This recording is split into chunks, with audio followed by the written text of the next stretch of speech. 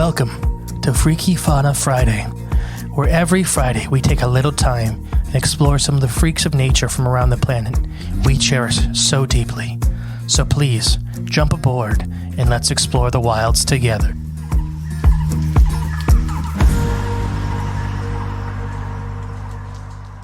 Hello, and welcome back to Freaky Fauna Friday. I am great and peaceful Mystery. And I am Jay. I was almost talking too quiet for the mic. I think it did cut out a couple times. Because it was like, I must be background noise. Well, yeah, I can barely hear you. And I'm 2 feet away from you. We're going to talk today about a fantastic little predator. Do you know? A little predator. He could eat us, even though most of them weigh about 7 pounds. I have no idea. We're going to talk about the Tasmanian devil. Oh, okay. Like from Looney Tunes? Yeah, Taz. Okay. No, they don't really look similar. They do not look like Taz. I don't know where that came from. I thought that the whole time I was a kid. Because you know what he is, right? What? He's a blemmy. That would be more likely, except his eyes are too high. Oh, yeah. Well, that's when they morphed him into it. A blemmy. They're like, you can't have, no one knows what a blemmy is. Like, make him a Tasmanian tiger or devil, whatever it is. Very different animals. Which one is it? Which one did you pick? The Tasmanian devil. Okay, the devils, yes. The Tasmanian devil is a ferocious marsupial predator with extremely stocky, powerful jaws, decidedly unsavory feeding habits, and a famous blood-curdling scream. Have you ever heard the noises of these guys? Yes. Everything I know about these animals are from a TV show called Wild Boys. Remember that show? With Steve-O? Yeah. So and I know the Latin name for ready? Yeah. It's Sarcophilus satanicus. It is. Mm-hmm. Good job. And you know why I know that? Wild Boys? Wild Boys, yeah. They did, that was a fun show. I like that show. It was educational, and it was those guys, Steve-O and Chris Pontius, but they did a Tasmanian devil, and they went there and they pretended like they were doing like this satanic ritual, and they were dressed up in the robes and the face paint, and they were doing these deep, dark voices going, Sarcophilus satanicus, and they were like pretending, and then then they showed it. It was the Tasmanian devil, the little, you were thinking it was going to be like this whole thing. Monster. These little things, and they come out and they attacked them, basically. And the Steve-O's obviously screaming and running, but that was the point. Wait until you hear about these guys' hunting abilities. Oh, they're bad. They're very dangerous. Yes. But yeah, so I know people underestimate them with their size. Oh, yeah. They're mighty mouses. This is one of the top 4 predators I do not want to be in a room with. Okay. There are millions of other animals I would pick, including saltwater crocodiles and many other animals. Yeah. Lions before this guy. Ooh, okay. Let's learn more. Because he's just going to kill you, and it's going to suck the whole time he's killing you. Yeah. Historically, though, these guys have been vilified and persecuted to near extinction. Attributes towards the vicious little gremlins have, luckily, though, done an U-turn in recent years. So people in Tasmania are starting to really care for them. Just in time for the avail of the strange epidemic that is once again threatening their survival. So they have a weird disease going on right now. And if you go up to the Toledo Zoo, they just opened up their Tasmanian devil, massive enclosures. They have 8 or 10 enclosures for separate Tasmanian devils. It's a huge area. Oh, to keep them separated? Yeah. They're not super friendly towards each other or anything that's alive. Oh, fair. Okay. But yeah, there's a disease going on right now that is crazy. It's debilitating. And these guys are on the verge of being wiped off the planet. Ooh, not good. So their habitats, they prefer dry forest and coastal woodlands. But they have a highly adaptable body and occur in pretty much every habitat in its home range. Just because you're in a swamp or you're in the mountains doesn't mean they won't be there. There's just more of them in the coastal woodlands and dry forest. So you're in Tasmania. They live about 5 years. They grow up to 65 centimeters long, not including their tail. Okay. Up to 8 kilograms. Like I said, most of them about 7 to 10 pounds for Americans. They're not very big. Yeah, they're little guys. Yeah. They're black with a white half moon pattern on the crescent. Around 16% of the wild individuals lack any white markings. There are about 16% are all black individuals in the wild. They are generalist omnivores and scavengers. So while they are quite capable hunters, they are just as happy of eating on a carcass or eating berries. Okay. Predators. Adult Tasmanian devils are relatively safe from predation, but younger individuals occasionally fall victim to eagles, owls, and snakes. Top speed that has been recorded is 12 miles an hour. Okay. That's about as fast as the average human can run. Yes. They are listed as endangered. The Tasmanian devil belongs to the family Dasyuridae, a large and diverse group of marsupials containing 69 extant species and organized into 21 genera. So it's just a mega group, essentially. There's all kinds of stuff. Tasmanian devils are unique among their family, as they primarily consume carrion, which their closest cousins are insectivores. Okay. That's a big jump. And for anyone, carrion is Dead animals. yes, roadkill essentially. Yeah. Their food preferences is wombats. And this is due to their high fat content. But they will also eat rabbits, wallabies, birds, fish, insects, fruits, and much, much more. How big are wombats? I think they get up to 100 pounds, but I think 50 to 60 pounds. Okay, so they're like, can one individual take out? Yes, they punch way above their weight class. Wow. So they also exhibit some interesting morphology that is often described as primitive. Unlike kangaroos, koalas, and bandicoots that have retained their physiological features of long extinct early marsupials, including separate toes, simple pouches, and the arc dental structures, they are the largest carnivorous marsupial left in the world. Although about the size of a small dog, they're extremely muscular build and large head. They have black fur that can emit pungent odors when threatened. Ugh. Stink glands? They get really stinky. Oh, great. So the survival of the Tasmanian devil is seriously threatened due to the devil facial tumor disease. This is a disease that causes these giant grotesque tumors on their face, and they pretty much just rot until they die. Do they know what's causing this? The disease in the population is estimated to have been declined more than 60% since 1998. So it's on the down? Yeah, 60% of them have died since 1998. Oh, okay. I thought you were saying the diseases. No. Down. The conservation status is currently classified as endangered by the IUCN, and they are at high risk of extinction in the wild. Ready for your interesting facts? Oh, yeah. These guys are great. I love Tasmanian devils. They have blood-curdling screams. They're extremely loud and quite disturbing screeches they use when they're fighting each other, scaring away predators, or sometimes they just make the noise when they're eating. Oh, okay. I can see that. They're just making... Because you're just so hyped up for eating. It literally sounds like two demons fighting. Arguing. This is why you can't just take the size of an animal with the sound. Right. Like white-billed birds are the famous example, but these guys sound like absolute monsters. Right. I mean, even like a loon. Gosh, yeah. Like loons they're just so loud, but it's just a little bird. Their name was derived from hearing their unearthly screams. So, what's the scientific name again? Sarcophilus satanicus. Which literally translates to the woods devil. Mm-hmm. There you go. Or the screaming devil, roughly. If you haven't seen that at home, just Wild Boys, Tasmanian devil. Not if you have kids. Not if you have kids. Remember, kids. Right. They are champion biters. Related to body size, Tasmanian devils have the strongest bite force of any extant mammal and can open their jaws to almost 80 degrees. Their teeth and jaws resemble that of...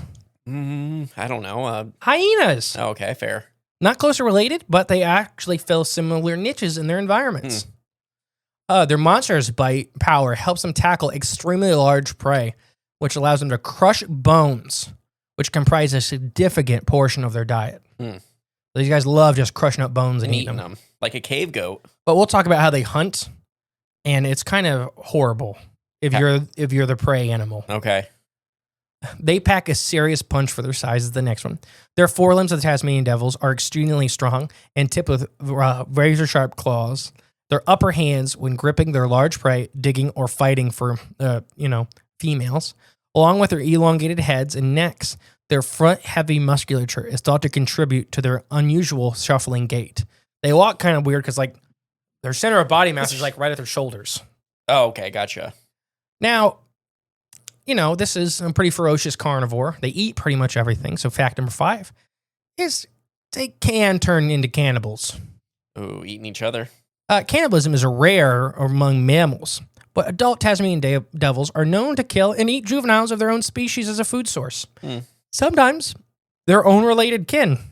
Ooh, okay. Unlike the adults, younger individuals are confident climbers, and it's thought to be an adaptation to avoid predation from the elders. Okay. So the little baby Tasmanian devils are in the trees. Climbing trees so the mom and dad don't eat them. Yeah.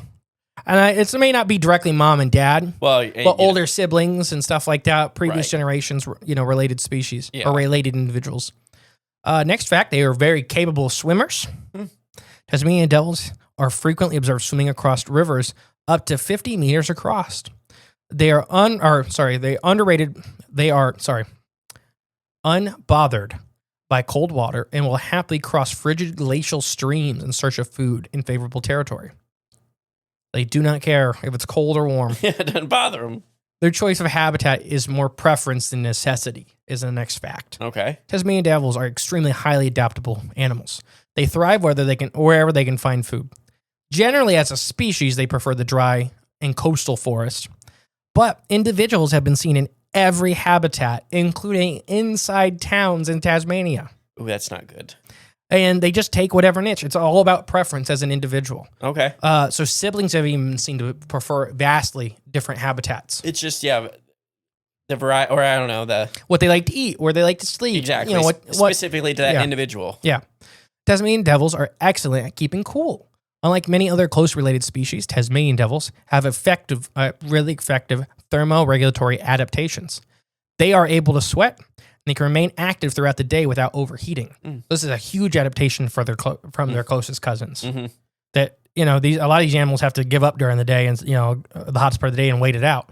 Like, for example, everything from we already mentioned, like wombats, koalas, kangaroos. Well, like dogs, they don't sweat; they pant. Yeah. So is that you're talking similar to that? I'm talking about related individuals, marsupials.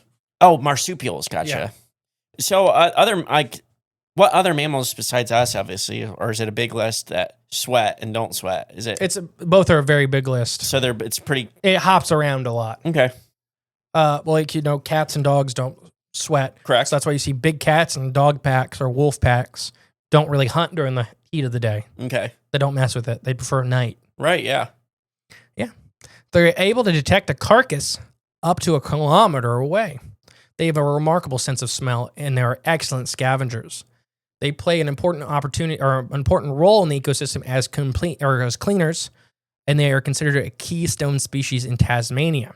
So we call these basically carcass breakers. Okay. So decomposers aren't great at getting into a carcass most of the time. So you need a bear, and here in America, bears are the best one. To break it up. Yeah, they come in, and let's say it's a big dead elk, I don't know, an elk. A raccoon isn't going to break that up in any meaningful way. A coyote's not going to break that up in any meaningful way. But a black or a grizzly bear comes in, breaks it into 4 or 5 big chunks. Then the littler scavengers can come in. Tear it apart easier. So it's easier makes it break down a lot faster. So that's what these guys are doing. That's good. They're carcass, they're just cleanup crew. Yeah. Like I said, they're very capable hunters. But most of the time, they'll pick a dead meal over a live meal. You're wasting less energy getting it. They are not as social as we once thought. But when they first discovered them, we thought they were very social animals. Their populations follow intricate social contact networks in which individuals do not defend a strict territory, but wander through their home range, interacting with others as they pass. This kind of social organization puts them at high risk for disease, as they are single infected individual is likely in contact and infecting many others in their network. So they're not hyper-territorial. They have a little home and they have a range. And they'll run into other members of their species in their range. They may not fight. A lot of times they'll touch noses and stuff like that. So this tumor disease is spread by touch. So it's highly, highly communicable. Gotcha. So that's, Well, yeah, it's like, I don't know. Like us shaking hands with everybody. Yeah, it's just a way to spread. If it's a communicable disease, it's easier to spread like that. Tasmanian devils indulge in rancorous communal eating. While generally solitary, eating in the social event that gathers up to 12 individuals who ferociously rip apart a carcass. Some of these guys can be heard screaming several kilometers away to come join the fun. The combination of their unique traits among carnivores, This is an odd one that they kind of call and get everybody other, involved. Like, if soup's on. Yeah, basically. Researchers believe the noise is helps them share their meal. The food is not wasted. The amount of the noise is often controlled by the size of the carcass. So the bigger the carcass, the bigger the noise. Yeah. So we think they do it to keep competition out. That makes sense. I'd rather one of my species eat it than another species eat this. Yeah. I already said they produce a foul odor as a defense mechanism. It is not great. I'm imagining too, though. I've never seen it, but I've heard it plenty of times. Is when coyotes get like a kill or something, and you hear them all just going nuts in the woods. But that's a little different because it's their family group. They're Right. calling in from a distance. What I was getting at is that already in itself sounds extremely frightening. Oh, it's scary. Now imagine a bunch of devils doing it. Yeah. Imagine what that would even sound like. Next one, they are threatened by the strange and terrible disease. We don't not know a lot of this devil-faced tumor disease. It is a non-viral cancer that spreads through contact with infected cells. Problem is it's on their face and So they they rub touch. faces, especially eating and contact and everything like that. So yeah, it's bad. If they don't get a vaccine or anything for it, it's probably not great for the devils. Road poses another serious threat to their population. This has caused fragmenting of their species, of their populations, because they get hit a lot. On the road. Yeah. Yeah. Because these are a stand and fight kind of animals. Right. And a car is one of the few things that you're never going to win. So yeah. All right. That's it for the facts, but I'm going to tell you how these guys hunt. I was saving this for the end. All right. Let's get into it. Now, I don't think, I'll look it up here in a second, because I don't think they've ever actually killed a person, or at least been documented in killing a person. Okay.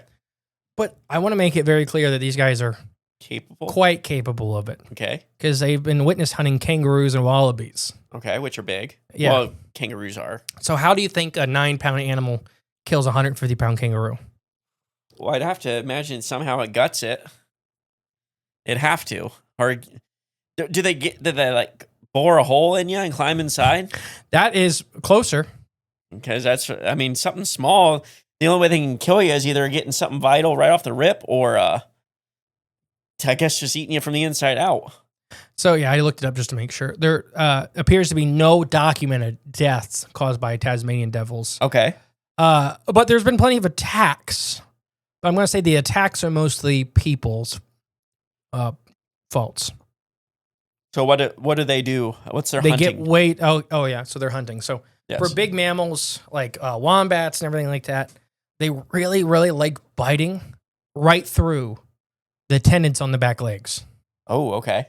So kangaroos actually like stand on their toes. Yeah. You look at wallabies stand on their toes. Oh, yeah. Wombats kind of stand on their toes, even though it's much lower. Uh-huh. So there's this huge stretched tendon back there. Oh, yeah. So they'll try to run up and just snip it.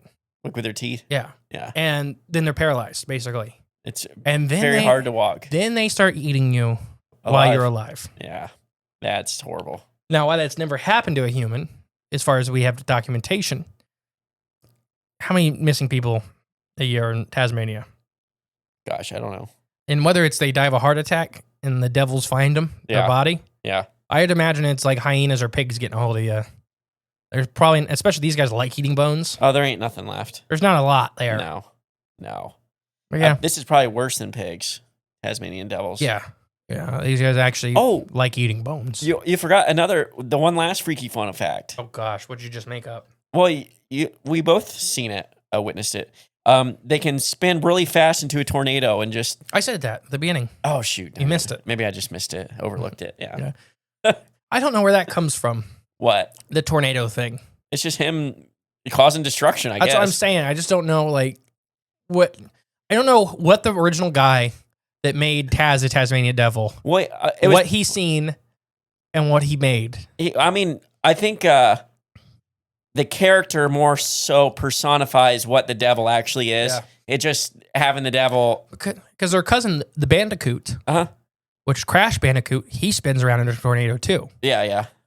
That just could be coincidence. Though. I don't know. It just is weird that we have marsupials in TV and games. There's only so many attacks one could do besides biting. A spin attack. It's like what he's famous for is biting. Right. I Taz imagine. did do that a lot. Yes. He, Yes. Taz did. He I would just imagine. like chew stuff into it with a shape. I feel like his tornado was just more or less him causing a path of destruction, which Tasmanian devils do. So I think that's what it was, just personifying that. Sure. Yeah, hopefully you guys enjoyed these guys. There's plenty of organizations, I don't have any listed off the top of my head, that are doing research. I know Toledo Zoo is really trying to find either a cure, a vaccine, or something for it. I know they're also working with wombats because there's a lot of wombats suffering from like clinical mange in Australia. Yeah. And their populations are going down in areas, and they're another keystone species. To where if they go extinct, many other species will go extinct with them. Mostly because their burrows are home to so many other animals. Yeah. We talked about in the Australian wildfires that there was sometimes 50 or 60 species of things living in one wombat burrow during the fires. Which is insane. Everything from venomous snakes to tortoises to lizards to 5 or 6 other species of marsupial. And there'd just be this big wombat that's just shoving everybody deeper into the hole. And using its butt to block the end. Whether they were doing it on purpose or, it's just something's in my hole and I want to go in. Right. We don't know. Yeah. Or, it was either that or motherly instincts just kicked in to hyperdrive. Well, I mean, like there was inland taipans and stuff in the hole. Like, but you know what? Nobody bit anybody. Like when mother hen, takes over, you're going in the hole. Like, all right. You're going in the hole. Yep. All right, guys. Have a great, wonderful week. Bye. Thank you for listening to Freaky Fauna Friday.